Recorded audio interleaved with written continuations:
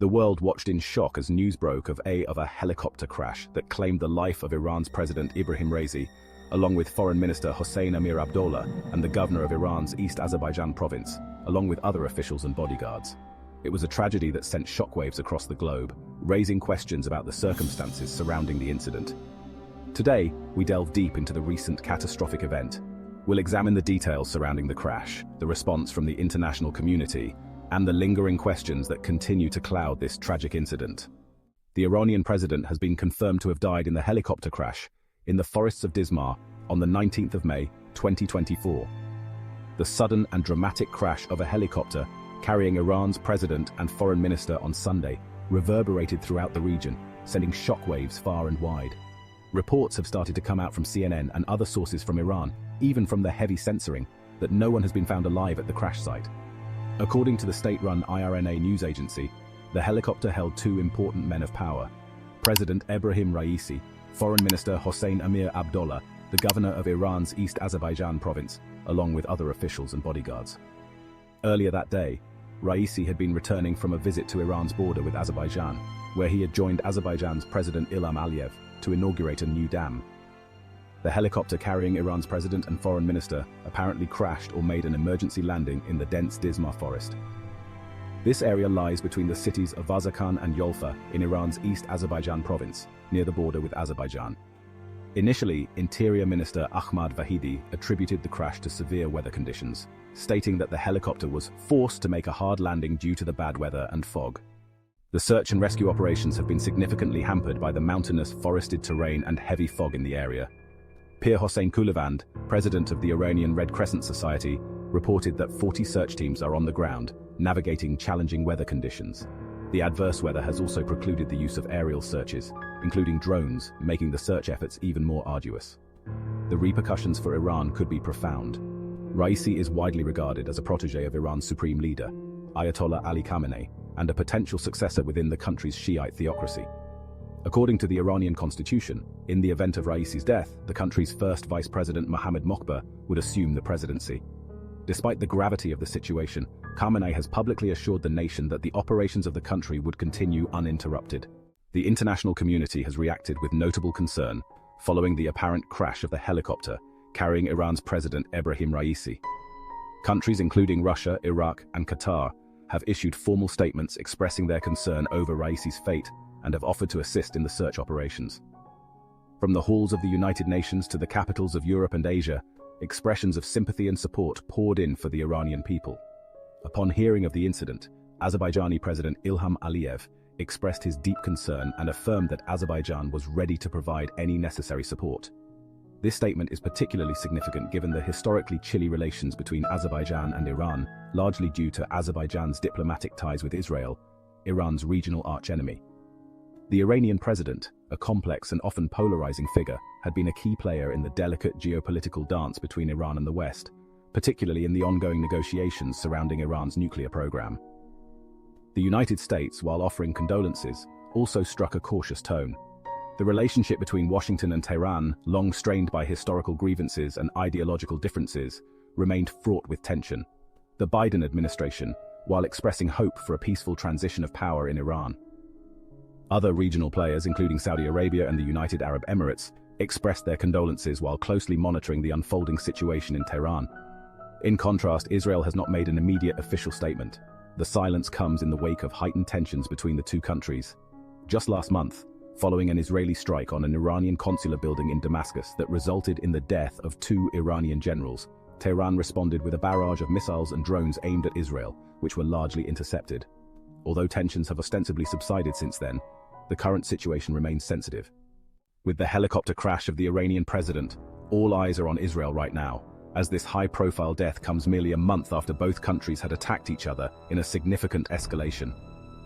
The circumstances surrounding the crash, the sudden deviation from the flight path, the proximity to a sensitive military installation, all fueled speculation that something more than a tragic accident had occurred. Multiple unconfirmed rumors are coming in that Israeli special forces and the secret agency Mossad is responsible for sabotaging the helicopter and downing it. The relationship between Iran and Israel had long been characterized by mutual distrust and open hostility. Both nations accused the other of supporting terrorist groups, and engaging in destabilizing activities within the region. Iran has consistently supported militant groups like Hamas and Palestinian Islamic Jihad, PIJ, over the years, providing financial aid, weapons, and training.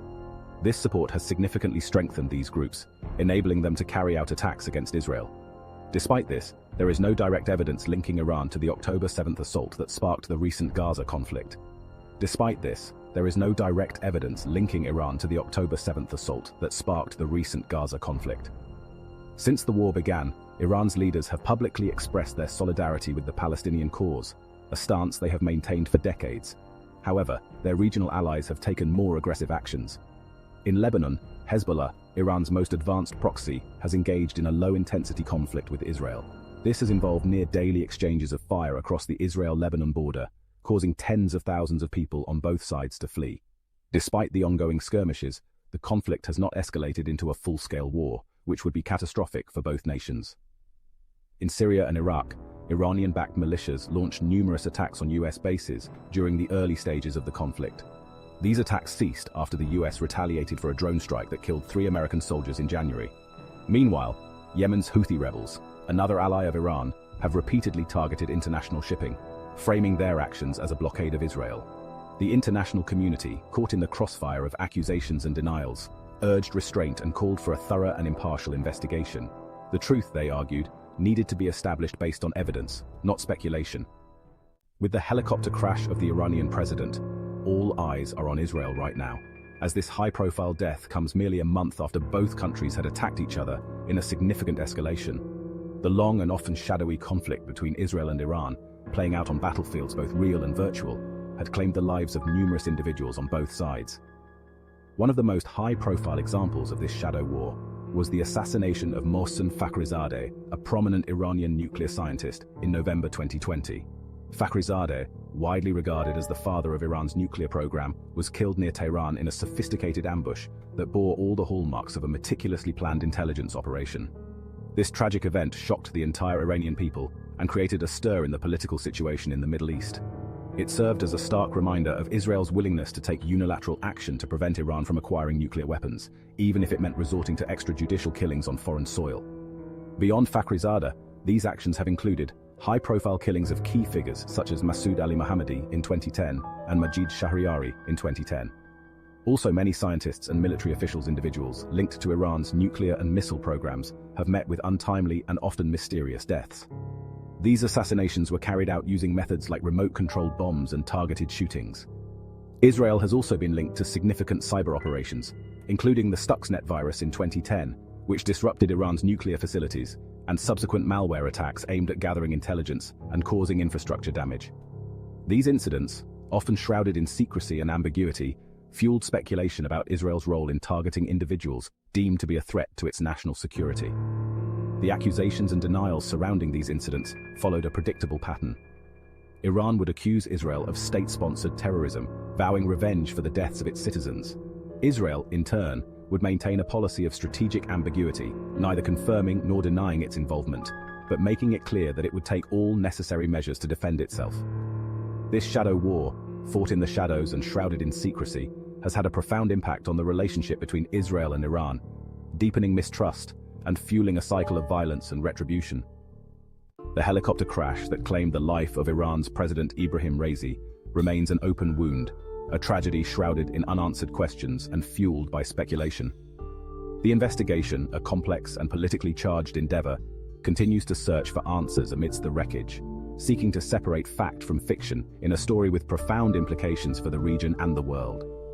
While the truth behind the crash may remain elusive, one thing is certain: the event has cast a long shadow over an already volatile region. The delicate balance of power in the Middle East, already strained by decades of conflict and mistrust, has been further destabilized by this sudden power vacuum in Tehran. The world watches with bated breath, waiting to see how the situation in Iran will unfold. Will the new leadership in Tehran seek to ease tensions with the West, or will they double down on the confrontational policies of their predecessor? Will the accusations leveled against Israel lead to an escalation of violence, or will cooler heads prevail? The answers to these questions remain to be seen. However, one thing is clear: the helicopter crash that claimed the life of Iran's president was not just a tragedy for the Iranian people. It was a tragedy for the entire world, a stark reminder of the fragility of peace and the ever-present threat of conflict in our troubled times. The tragic helicopter crash that claimed the life of Iran's president serves as a stark reminder of the complexities and uncertainties that define our world. It's a story of loss, of unanswered questions, and of the ever-present potential for conflict on the global stage. As the world watches, the truth behind this tragic event continues to unfold. Stay informed, stay engaged. The answers we seek may yet emerge from the wreckage, offering a glimmer of understanding in the face of tragedy. Don't forget to like, subscribe, and share your thoughts in the comments below. Your perspective is valuable as we navigate these uncertain times together.